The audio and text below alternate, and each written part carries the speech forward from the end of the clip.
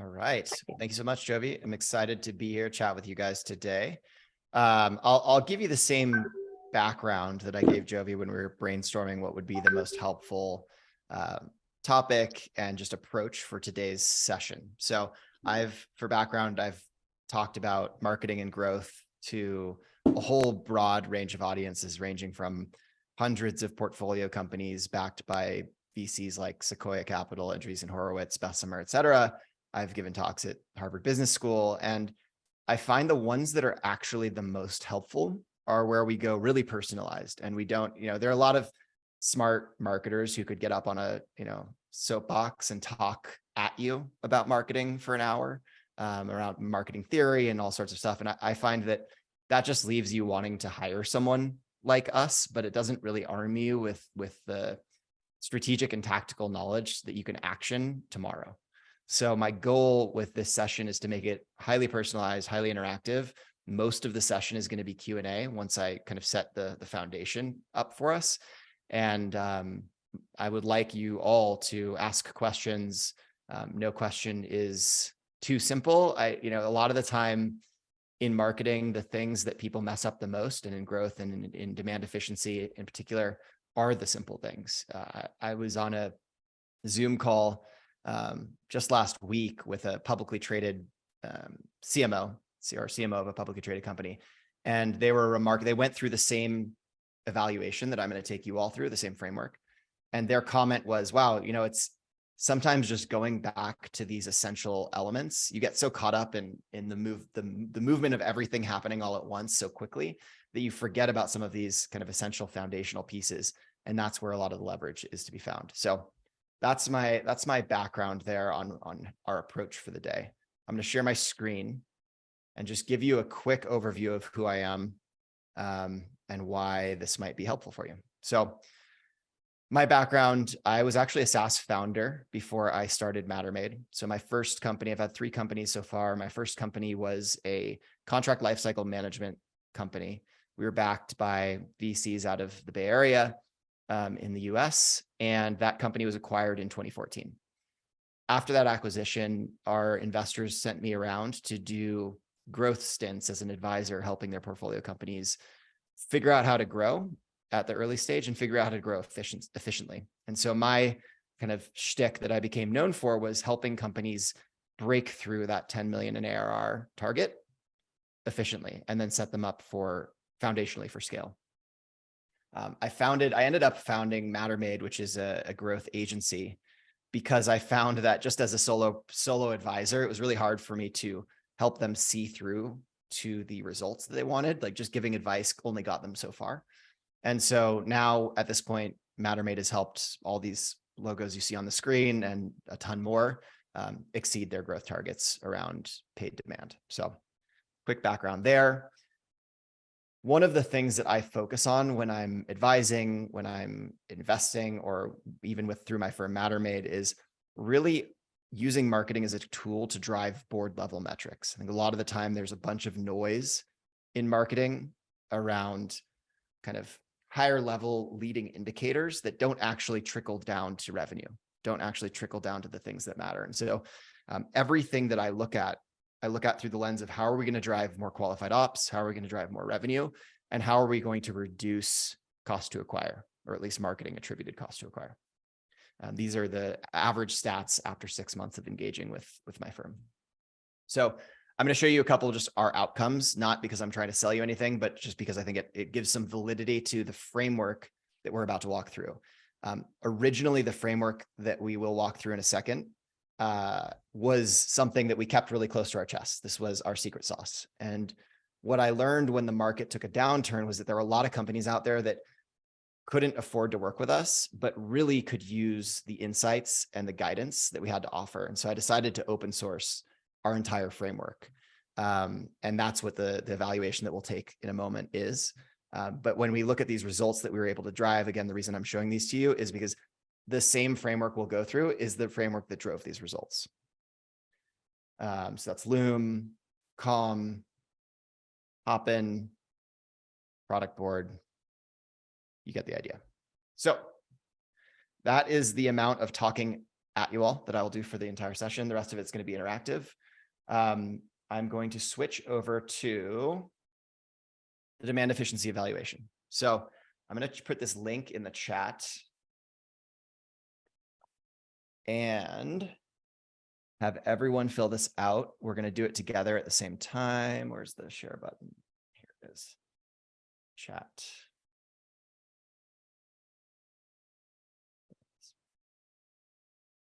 So pop this open up on your own screen. And I would love one volunteer who wants to be the guinea pig. We're going to do it live together. So I'll actually fill it in for you. But you're going to answer the questions on behalf of your company.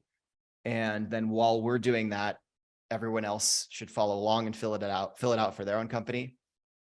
And at the end of filling this out, it's going to take us about 10 minutes. You will all have a personalized roadmap for driving demand efficiency based on our framework. So it should be a really powerful takeaway for everyone. So does anybody just immediately want to volunteer to do this live with me?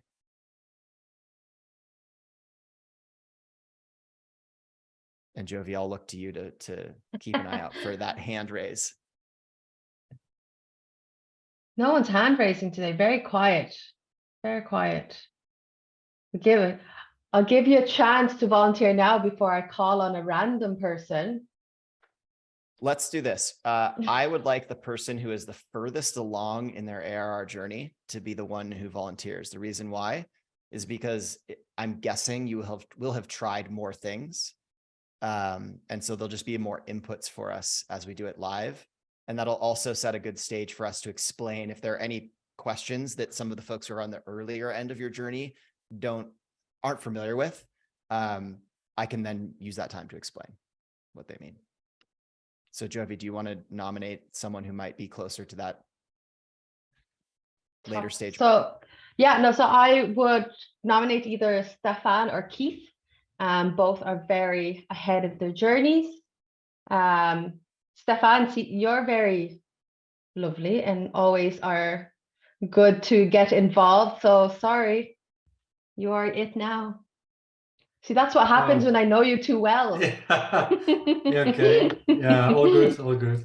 All right, Stefan, I promise this will be less painful than like a dentist's appointment. Okay, yeah, and I don't like these dentist appointments. That's Yeah. one thing for sure. So. Okay, cool. Does everyone just thumbs up, thumbs down? Does everybody have this tab open already on your screen? Great. Perfect. So we'll get started. So first, Stefan, size of the businesses that you target. Yeah, we have sort of 2 revenue streams, but I should say it's all SMBs. Great. And how large is your marketing organization? It's 10 people. The marketing organization is? Yeah. All right. How large is your sales organization? That contains at the moment 3 people. Perfect. What's your primary selling motion? B. All right. So we are getting into our first category. Some folks, if you're not product led, if you answer that question sales led, you won't see this section pop up. So just keep, I'd say if that's the case, pause for a moment while we go through the product led section and then start back up when we get to the next section together. PQL program. What do you think, Stefan? I think not particularly.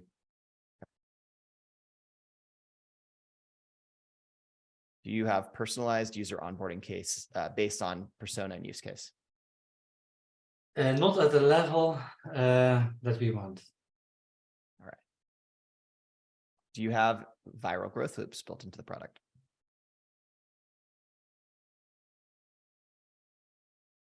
I should say yes. How about custom nurture streams based on in-product usage data? Yes. Fantastic. Are you able to surface product insights without needing engineering resources?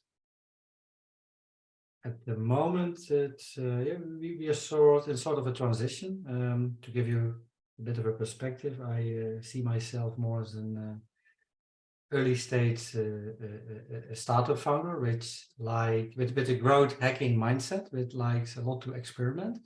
Mhm. I started the company a bit more than 3 years ago. A bit more than 3 years ago, we launched the product. And I was, for example, not even measuring anything. I was just following my gut feelings and experimenting a lot with tactics and strategies in place up until the moment we reached close to 7 million run rate, and also a lot of plateaus, mainly due to the fact that we were not measuring, that we did not have the right people in place, and that we actually found out that we need other types of people in the organization to bring us to the next stage. So currently, right, yeah, since last year, we are in the middle of that transition. So some of the points or the questions you previously asked, we are actually in the middle of it. And this one, we also working on it. So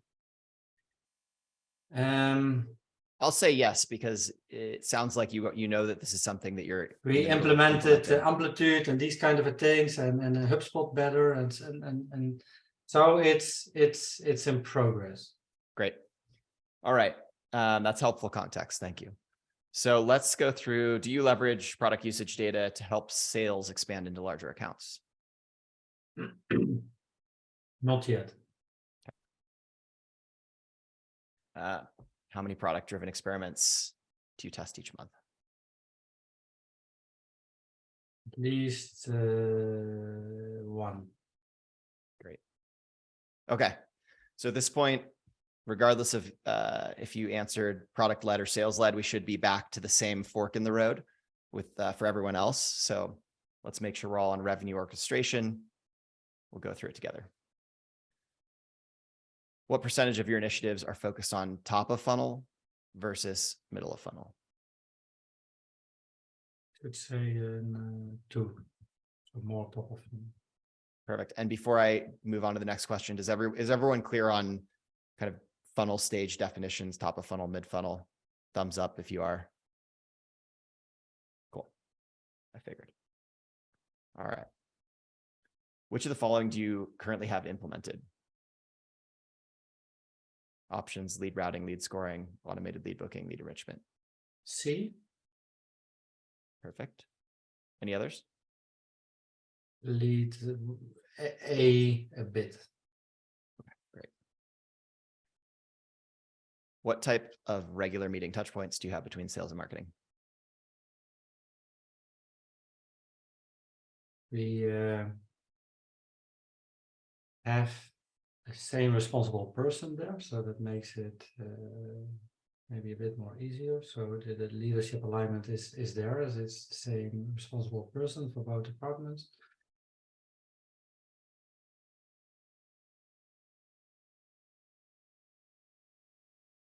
Right. And if at any point we come to a question, some of these are going to be more technical, some of them less technical. If we get to a question where someone who's not Stefan wants to ask a question, just unmute yourself and ask the question and I'll clarify. Okay, do marketing sales have a written down SLA for lead handoff?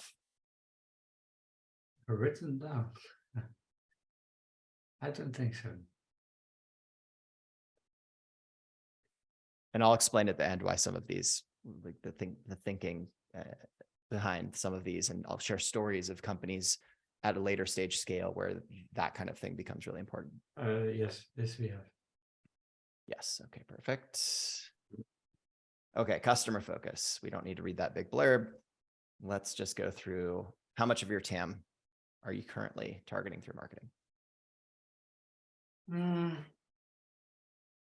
I think 80%, so let's say 4.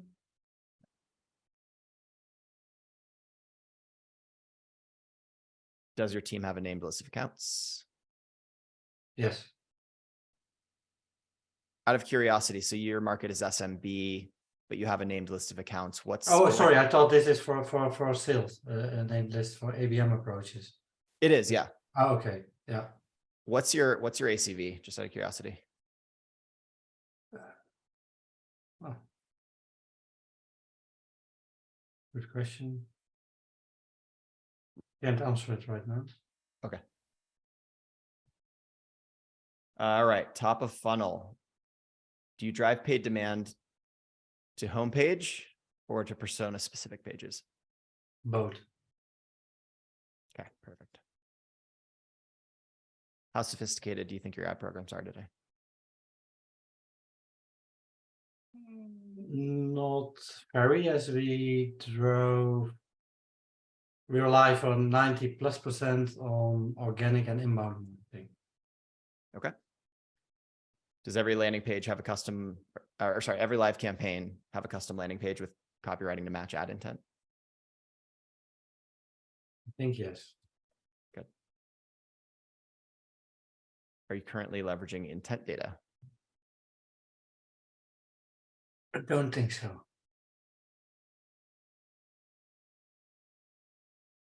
Which of these are not part of your current channel mix?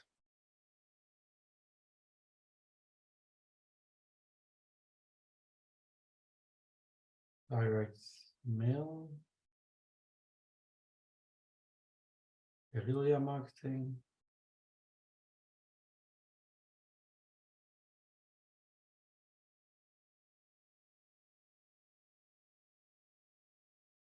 That good? Yeah, I think. Okay. Is everyone else tracking generally about where we are at this point? Pacing wise is good. Cool. Can you define guerrilla marketing? Yeah, guerrilla marketing can be a blend of a lot of these things, but essentially it's things that don't scale.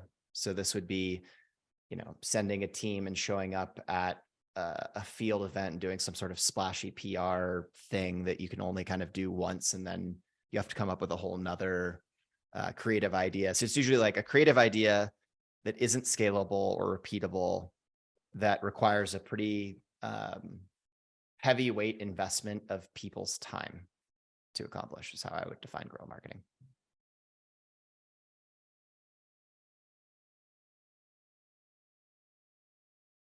Okay. Rate how well your SEO program reliably produces quality opportunities. I should say 5. Love that for you. Congratulations. A lot of companies would yearn for that. Middle of funnel. Do you have middle of funnel programs? Can you explain that further? What you exactly mean with it? Yeah, for sure. So middle of funnel, if you think of top of funnel as bringing people in the door, middle of funnel is once they've engaged with you, do you have a part of your buyer journey that is for nurturing them and getting them from, you already have them in the door, but how do you get them from in the door to closed won, not including the sales process? So it's, So let's say I run a giveaway strategy on my LinkedIn profile. It gains a lot of traction, and I follow up these people with a DM to provide them that giveaway, and from there we funnel them to our closed community on Facebook. And then for example, how we convert them further to yes. a trial or to a download. Okay. Yep. Yes, we have that. Good. All right. And for everybody who's following along, another thing I should mention, I probably should have said this up front. A lot of the time, especially when we're doing this live, there's this feeling of wanting to get the answers right, or like be able to say yes to everything. And what I tell folks, and again, I've had probably more publicly traded company CEOs and like later, like Series C and beyond, pre-IPO CEOs or heads of marketing fill this out than other types of companies. And I always remind them, the more that you say no to, the more opportunity is on the table for you to grow.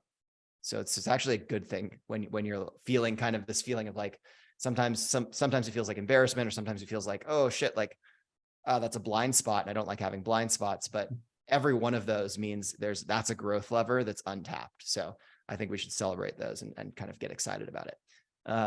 So what type of middle funnel nurture use cases are you currently solving for?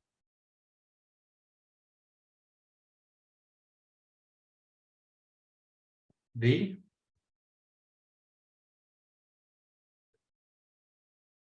For the rest, it's sort of a lot of experimenting, very small. Are you experimenting different- against any of these other goals? Our product marketer Lacia is running a lot of experiments, but I'm not actively involved in the day-to-day, so I No worries. have to check in there. No worries. All right, bottom of funnel. What type of sales support do you currently provide?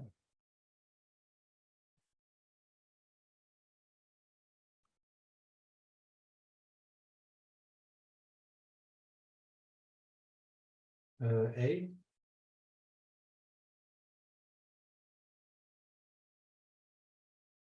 All right, is marketing responsible for teeing up multi-threaded deals for sales? No. All right, retention and expansion. What types of post-sale programs do you currently have?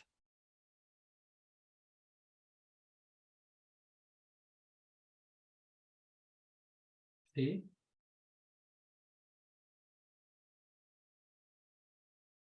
What types of nurture use cases do you currently have problems solving for?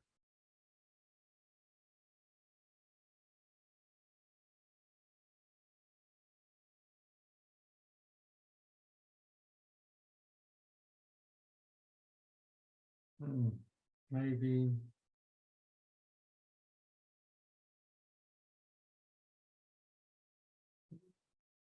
D. All right, messaging alignment. We're about 80% of the way through. Do you have a messaging matrix that includes everyone on your buying committee? No. Who within the buying committee are you marketing to? I think A. Do you have a messaging framework by persona that is up to date? I think no. Would all of your execs answer questions about your ICP and buyer personas with the same questions found in your messaging framework? So like product execs, sales execs, marketing execs, all be totally in unison. It should be, but yeah, that's with everything, right? Was the messaging framework developed and validated with in-channel messaging testing? Or, and this isn't on the question, the alternative to that is a lot of the time exec teams will make those calls on their own, kind of based on their gut and intuition. I think that makes more sense. The second one. Okay, so we'll say Alternative. no. Well, we actually already answered this. So we said internal team and leadership decision. Is your messaging framework segmented by company size, industry, and use case? We'll say no, since you already said the framework isn't there. Messaging framework universally leveraged across all acquisition surfaces. We'll say no, because you said you don't have a messaging framework yet. Experimentation. What are the number of hypothesis-driven experiments being tested each week outside the broader campaign work? On the product level? This is outside the broader campaign work. Yes, on the product level. Okay, that's B. Is your website optimized and benchmarked regularly through experimentation? Yes. Roughly how many A/B tests are typically run on landing pages before driving primary budget through them? I have literally no idea. Do you think you do that?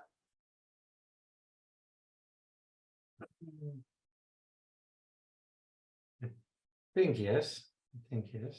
We'll say We- no, because then I actually lately started and make the first footsteps into this direction. So it's Okay. all say one. very Two. young.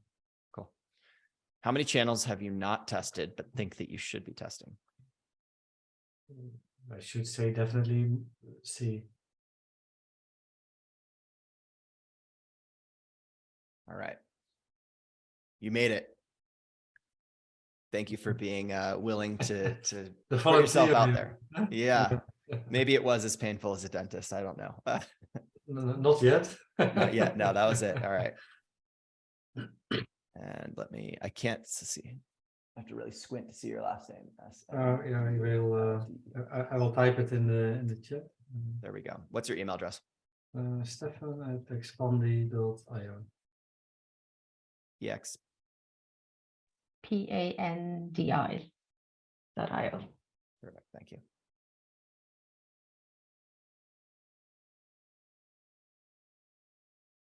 All right.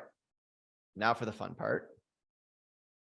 And I'm assuming everyone is generally about to see this for, oh, the page doesn't exist. Let's go find it.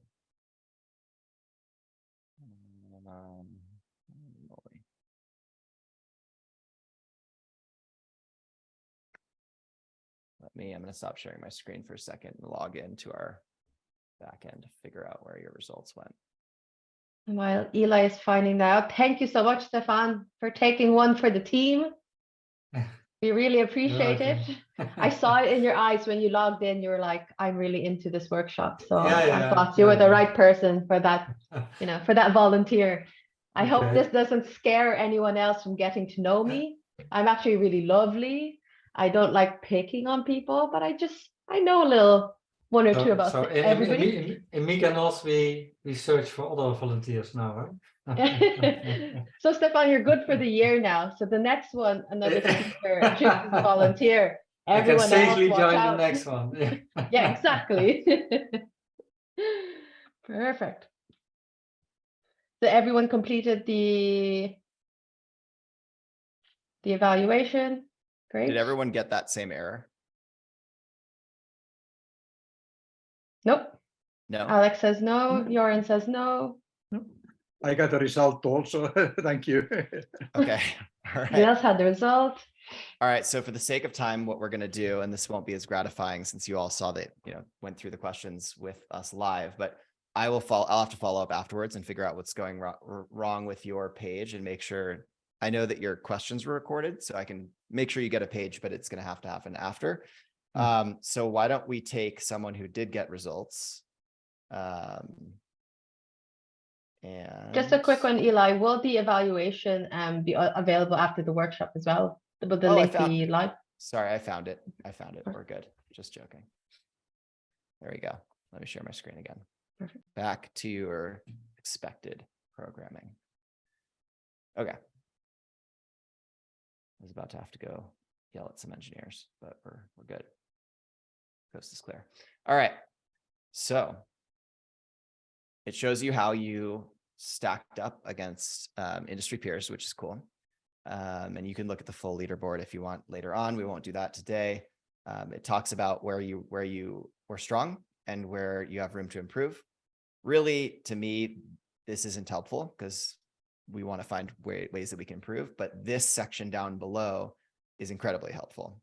The way that we created this framework, when we used to engage with companies, we would take a month to do discovery, not because we wanted to. Everybody hates discovery, both us and the clients, because everybody wants to get to the part where you're producing results, but it's always necessary to really understand the company, what they've tried, and pattern match it against all the data that we have from what works. And so the reason this is so powerful is we took all of the same questions that we would normally sit down and interview executives over the course of a month, record their answers and compare it against our data, and just turned it into this tool and made it available to everyone. So what you're looking at here, if we took the time to lay it out on a timeline and prioritize it, would be the same thing that a lot of the companies that work with us will spend, $15K plus to get in the past before we open source this. So there's a lot of value here.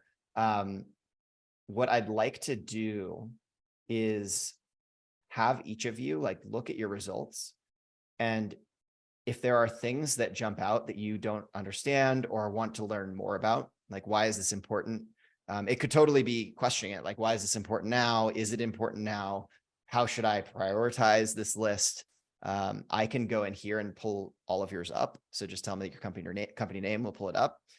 and I'll answer any questions you have about it. And we're just going to use the remainder of the time to do that. We can go as kind of broad surface level. It could be as simple as tell me what order of priority makes sense, or it could be deep dive, like why is it important for us to have an SLA with sales and marketing when it doesn't feel like it's broken right now, or something like that. Or if you want specific examples of companies we've done certain things for that have really well-known logos, I can describe how certain pieces were important for them to drive growth and efficiency. So why don't let's do this. I'm going to give everyone 3 minutes of silence to look at your results and actually like read through them. And then Jovi will start at the top, and we're just going to start calling on people. And we'll spend some one-on-one time live, just going through any questions you have. So beginning the 3 minutes of silence now. 3 minutes of silence in a Zoom call is very unnerving. Your moment of Zen. So assume everyone is ready. Cool. That was 2.5 minutes and I was getting antsy. Anxious. It depends on how long their lists are. Some people have very long lists. So, but we can jump in and get started. Let's do it. I will resume sharing my screen once I know who we're picking on first. Perfect. You're still sharing your screen, but before I pick on anybody, will anyone want to volunteer first? I'll ask a question. Perfect. Thanks, Bianca. Ellie, you're not going to be able to pull mine because I'm genuinely enjoying the questions. So I've been going back and forth. But let me give you some context. Sure. We're just about to launch. And that's part of the reason why, the questions in and of itself are very helpful for me. My question is, one of the things that we are sort of talking through is how to think about at this stage, how much to allocate to top of the funnel versus middle of the funnel. And a little bit of more context there is that in lead up to the launch, we've obviously been doing things like a little bit of wait list style tactic, some guided onboardings in the background to get feedback, etc. So we have, let's say, email addresses of people we know have shown strong intent and have kind of gone through top of the funnel to middle, and we could be focusing on now kind of converting them versus continuing to just build top of the funnel. And this is relevant because of just how small we are. It's one person, for example. One person is the team size? No, not the entire company team size, but from a marketing perspective, yeah. Let me ask you a couple clarifying questions before I answer the question. How much funding have you raised? How much funding have you raised? Or are you actually wanting to know how much we're allocating to marketing? No, like how many dollars have you raised for the company as investment? We have raised an angel round, but we're definitely operating with a bootstrap mentality. Okay, that's helpful. And how many email addresses or names companies have expressed interest that you have in this kind of gated environment that you're ready to bring into the product? I want to say somewhere between 300 to 400.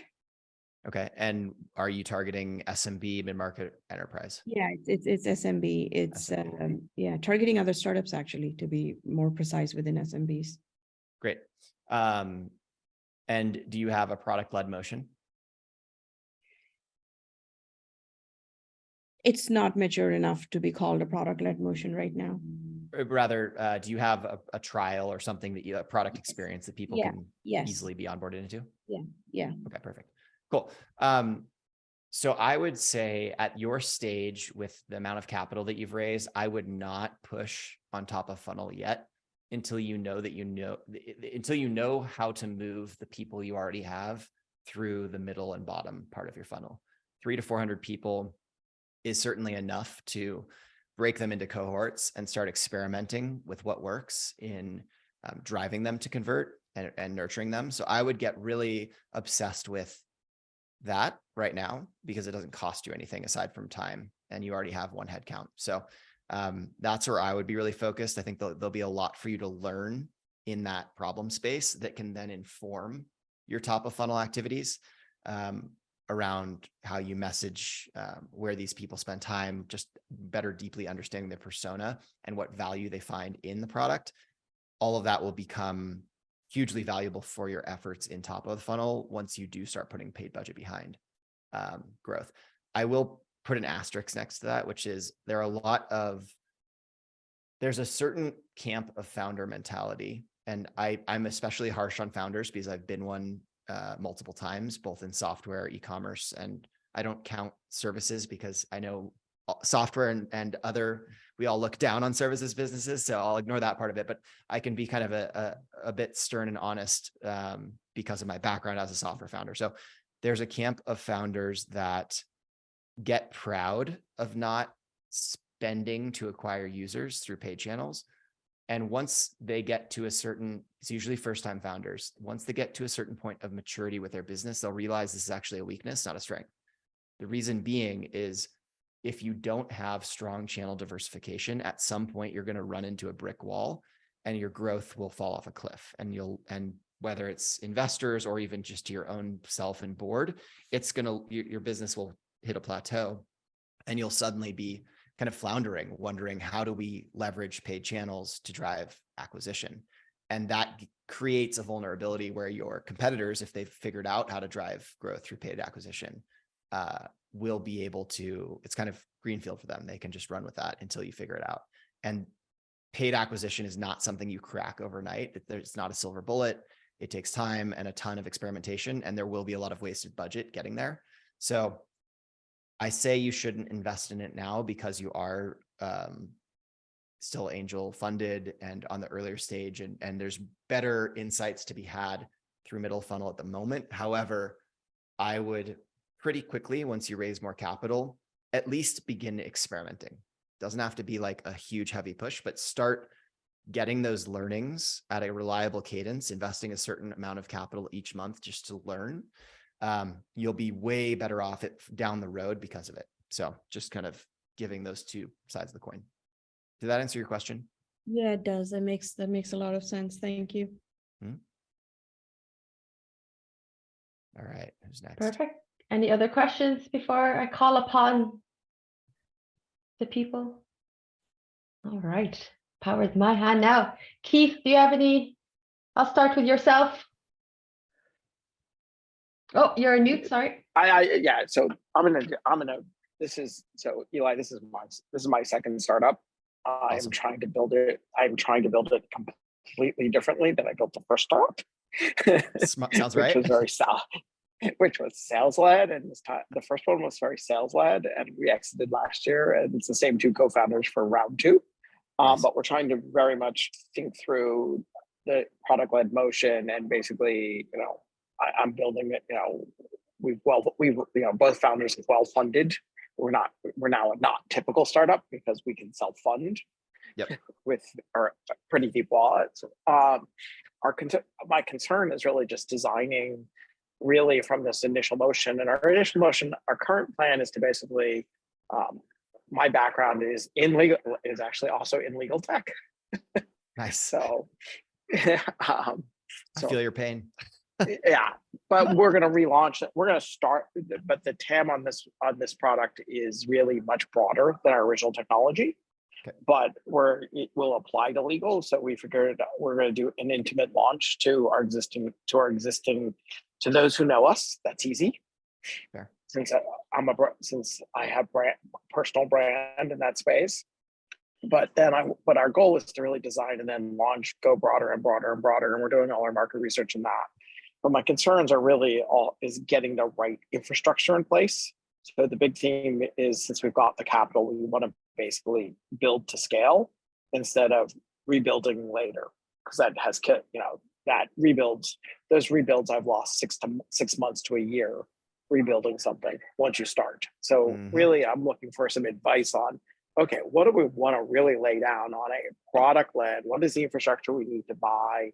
what is everything we need to buy? We're right now going through the model of looking at rev rec, subscription management, and tax management. But then I need to, the next phase will be, okay, now let's figure out the rest of the rest of the funnel management technology wise to then put the processes in place. Got it.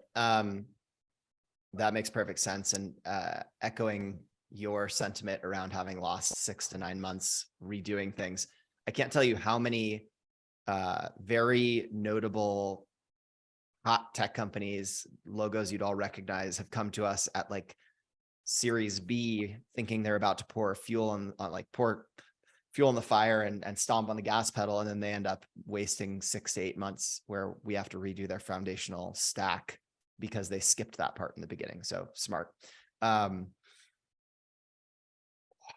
So legal tech, what is your? Well, we're not. No, let me explain my TAM. The TAM. So Yeah, what the product is intending to solve is basically we're building a LLM at a core task management application deeply integrated with email and other messaging. So it's a very generic category, right? So you can say the TAM is pretty much anybody who receives more than 35 real messages on a daily basis and needs to manage the work. And so therefore it's legal, accounting, finance, financial advisors, sales, etc. What's your go-to-market wedge? Our go-to-market wedge is really there's a huge the more we've talked to people, everyone has basically identified there's so much pain around their email, around productivity around their email and managing what's going on a daily basis, that's just, no one's in the space right now, and no one is really trying to solve this problem. So that's kind of our unique differentiator. We'll have to come up with more, but my thought of starting in legal tech is just because I have brand. Yep. So within that, and therefore, go ahead. And I know all the CIOs, etc. Yeah. So clarifying question, and you already halfway answered this by saying CIOs. I'm assuming we're talking like mid-market legal tech then, or legal, not legal tech, but like I have relationships up and down. If you say there's about call it 900 enterprise law firms in the market, I'm known by pretty much all of them. Okay, so are you going to go to market at the enterprise level then? The idea is to go to market to the lawyers and then get product led to then push it back into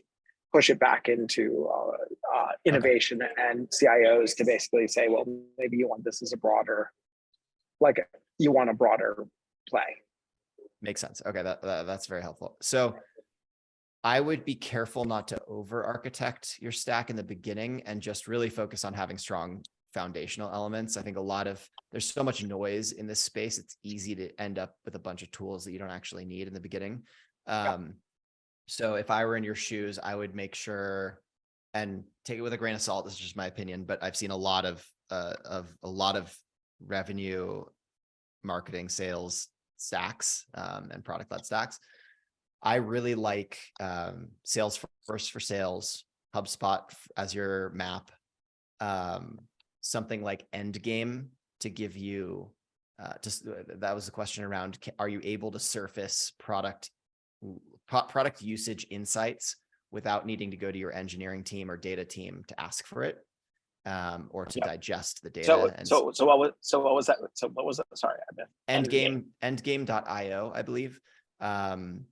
They will sit on top of your product and your data layer and turn it into useful insights, so that when you start populating this out with the lawyers, you'll be able to see, okay, at Wilson Sonsini, this is the type of user level engagement we're getting. This is how they're using the product, and you can program in aha moments where it would make sense for you to go, okay, I have enough groundswell here. I can go to the CIO and make a case. And you can do all of that without having to lean on your engineers and pull them off of important product roadmap stuff they're working on. So, okay, we've got our sales software, we have our marketing software, we have our product kind of PLG bridge between product, sales, and marketing. really, in my mind, that is the foundation. You don't need to go that much more complex than that, at least on the revenue side. I think there's a lot of Yeah. product instrumentation that I'm not speaking to, but And I'll tell you, I had assumed to go with HubSpot. I had used Salesforce before. Salesforce kind of like a default. I was going to try to use HubSpot actually again. I was going to try to experiment with HubSpot for sales at the beginning, just because, that is the challenge. That is the challenge. Is just Salesforce gets expensive. Salesforce has gotten really expensive on the small end. Yeah. It's just a question of, do you want to make the switch later? Like, I think in general, you're going to get to a certain level of bringing in a VP of sales, and they're going to just be very They're going to want Salesforce. And they're going to want Salesforce. They want Salesforce. Exactly. And then you're going to end up ripping and replacing, and that'll be 3 months right there. So that's the only reason I prefer HubSpot as a sales tool. But if the question is, how do we orchestrate for scale now from a tech stack perspective, I think that's still the answer. Okay. The other thing I'd really focus on is just making sure it's one thing to buy these, as you well know at this point, but most people screw up tracking and attribution. They don't spend the time. They buy HubSpot and they're like, great, our marketers have HubSpot now. Like, that should solve our problem. And then a year and a half later, when you go to them and they come to you and they say, I want $1 million this year for our marketing budget. And you say, that's cool. What are you going to spend it on? And show me what you've spent it on in the past to cost justify that. And they're like, well, our data is a little messy. We can't actually attribute our close won deals, but this budget will allow me to do that. I just need 6 months to get it set up, or 3 months to get it. Or they'll say 3 months and it'll take 6 months, and then you'll be mad and they'll get fired, and then blah, blah, blah. And then you waste 6 months finding a replacement. So thus the treadmill of revenue leadership. So I would strongly suggest enabling your team when they first purchase it to really nail tracking and attribution, and go to them with the hard questions then, even though there'll be very little data. But start asking are opportunities in pipeline, where did they come from, and show it to me in a dashboard, not like the salesperson told you, but I want to see that our dashboards can track this information. Because when you're only handling 10, 15, 20 deals, it's a lot easier to troubleshoot than when the pipeline is like broken, everyone's stressed, trying to hit their target, and you're trying to troubleshoot at the same time. Been there, done that. Yep. Cool. Any other questions I can answer? No, that's good. I'd like to talk to you offline, maybe on a larger scale. For sure. Happy to. Yeah, and you can help. How can you help? Yeah. Let me, what I'll do is I'm going to put my meeting link in the chat for anybody who wants to talk. I'm happy to. Feel free to grab time. Just to answer you, Joe, this is what we do. Help, HubSpot clients attribute to sales and everybody else as well. This is our SaaS. Amazing. Well, what questions do you have? Let's go there. Oh, yeah, cool. Thank you. Thanks for that. I was stupid there. But yeah, we kind of early, but we tracked almost 900,000 offline conversions now. We work mostly in banking and finance, and we're now pivoting out to e-commerce. Not working with SaaS because we are GDPR and CCPI compliant. So when you talk about attribution, we kind of have the first click and the last click, but nothing in the middle. And that's kind of a weakness being compliant. But my question for you is kind of, we build the playbooks when it comes to tracking advertising and tracking what we do. We kind of know what we're doing. It's kind of what to prioritize. So we chose HubSpot because we kind of liked them, and we also partnering with HubSpot. We do some SEO, and that's where we have the inbound, outbound, or we have outbound sales. We are going to start being product-led 10th of June. Then we are launching our new platform. So first integration with Nordea, that's a Scandinavian bank, took 7 months. We've been down to 2 weeks and then to 2 days. And now we're going to start onboarding customers in 2-3 minutes. And then it's kind of when we're going to start scaling. So for me, it's just we bootstrapped. It's just my money in there, nobody else. It's my 5th company. I have 4 exits, and I kind of want to stay bootstrapped. But I kind of see that can be a problem going to the tech platform. But yeah. So what would you be your go-to-market strategy? Where would you start? That is a very broad question to answer. Yeah, I without know, but more- you know, first of all, because we've done the playbooks, we've done the structure, or well, we tried to do the structure because with 4 exits, I kind of messed up before, so we had to, you know, go back and fix everything.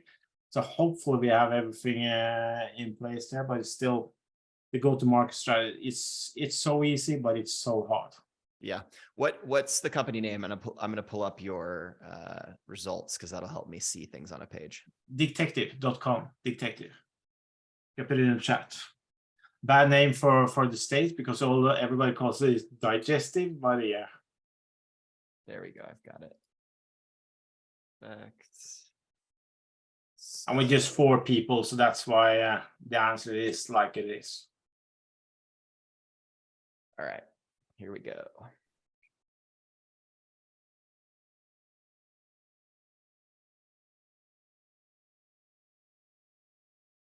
When you said 4 people, what are the roles of the 4 people? Yeah, we have a CMO and Dan Kalin that came from SaaS Academy. It's me, it's a CFO, and it's a tech lead. Okay, so the CMO is both the leader and the doer, right, at this point? Yeah, you could say that. Yeah, okay, cool. Let me just take a second to skim through these real fast. And while Eli is skimming, I know time. So if you have to drop off, don't worry, but we will keep this going until everybody's ready to leave. Just stay with us if you'd like. Okay, cool. So I would isolate, like go through this list. Like I would print, if this were me, I'd print this out and I would put a check mark next to anything that's more technical setup, kind of foundational setup in nature. This almost goes back to the last question I was answering. So for example, this first one, like implement lead routing, lead scoring, automated lead booking, lead enrichment.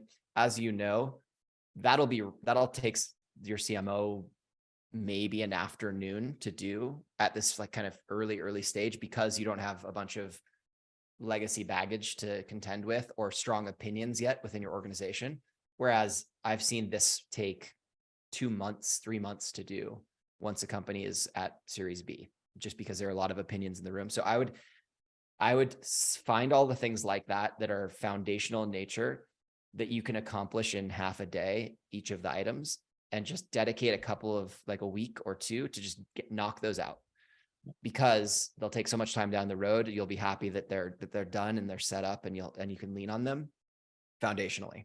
So it's almost counterintuitive that I'm saying that you should work on those, because those aren't going to drive new leads for you. They're not going to drive revenue, but they'll save you a bunch of time down the road. So that's the first thing. Then the next thing I would focus on is anything related to messaging. So the messaging framework, nailing your personas, getting alignment. It'll be easy because you're 4 people, but getting alignment and clarity through a messaging matrix that you build around, like, here's our go-to-market wedge looks like this. Obviously it's a bigger TAM ultimately, but this is where we're going to focus for the first 6 to 12 months. Within this, here are the personas on the buying committee. Here's what makes each of them, what motivates them, what gets them hired, what gets them fired. Build that out. Again, that could be a 1 to 2 day workshop that you guys just do internally with each other to get aligned and have it written down. Once it's written down, the reason I'm prioritizing that next is that, in concert with the foundational tech pieces that you lay out, will become the leverage for everything else that you do, right? Before you can go do paid channel tests or nurtures, like, you'd really need that messaging matrix to be dialed first. Otherwise, you're going to waste time and effort and budget on generally the right activities, but without the right messaging. And so it'll be like a leaky bucket. So I would say that gives you just roadmap clarity for the next 30-ish days. Once you have that all knocked out, I would be curious. I mean, I need to know more about your business to understand if it would make sense for you to start running some very lightweight paid tests in various channels to see where you get signal. Instead of asking a bunch of questions, because that would eat up everyone else's time, I'll just give you my ethos on this, which is there is usually not one silver bullet channel that will reliably produce for you long enough. And you know this because you've had 5 businesses before, that'll produce long enough for you to rely on it. And so as early as possible, spending some amount, it could be as small as $5,000 per channel per month, but some amount to test into channels with this messaging matrix and you're just looking for enough signal to build the conviction to double down on that channel and spend $10,000 in that channel. And then, as you know, the more you spend, the more you will be able to optimize and increase the efficiency of that spend. And so you're just looking for enough conviction to keep kind of leaning more and more into the channels that are producing. So my goal personally would be, how do I get to that moment as quickly as possible without wasting budget? Yeah, could I have a follow-up question? Lead scoring, what do you mean by that? Because the other things we already done, and we have the playbooks, but what do you mean by lead scoring? Because that's kind of a new term for me. Yeah, so lead scoring would be, if you sit down and think about the perfect opportunity that walks in the door, what are the firmographic and technographic characteristics of that opportunity? And then you would assign a weighted points score for each of those things based on how important they are to the quality of that being like this ideal holy grail opportunity. And then you program that into your map so that as you start to have a higher volume of deals come through, and even with a lower volume, you can look objectively into the, if you're trying to answer the question, how is LinkedIn performing for us as a channel? You could say at a simple level, well, we generated this much revenue, or we generated this much qualified pipeline. But at a more granular level, you could say at any given point in time, it's producing 90% of the leads that come through are scoring a C, and 10% of them are Bs, and we have 0 As. And so it just gives you a more fine-tuned way to discuss and identify quickly amongst your team. Where that becomes really valuable is down the road when you have SDRs trying to make sense of, hey, we're getting 100 leads a day. Where do we focus our time?